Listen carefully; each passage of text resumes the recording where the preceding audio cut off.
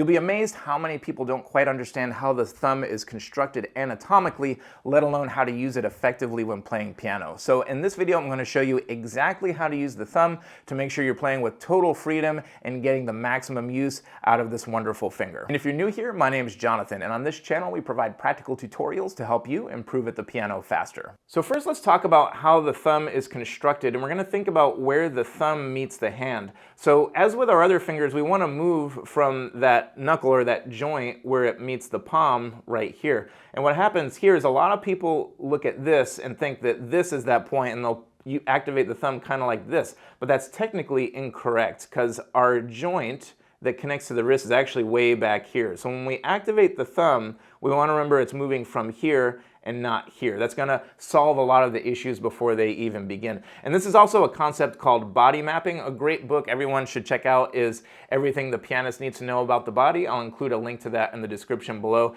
And it's basically the science of how your perception of how your body is built affects how you use your body, the thumb definitely being one of those. Now hopefully you've seen our previous video on wrist height, so your thumb is already sort of at the optimal placement at an angle towards the keys. We want to make sure we're moving the thumb from back here, again getting a little bit of gravity and then a nice release, so no excess force. And then whenever we play scales, we want to put our thumb underneath our hand, or anytime we're playing passage work or anything that requires us to sail across the keys, we want to make sure we have a light thumb that's tucking under the hand. And so to do that, again, staying as loose as you can, activating from here. When we're playing a scale, thumb goes under like this.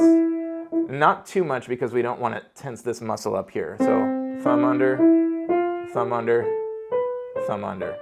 And so if you implement even a few of these, you'll notice so much more freedom in your playing, and you'll be able to get across the keyboard with ease. And then of course, the next finger that gives a lot of pianists grief is the pinky, so we're going to address that in this video right here. I'll see you there.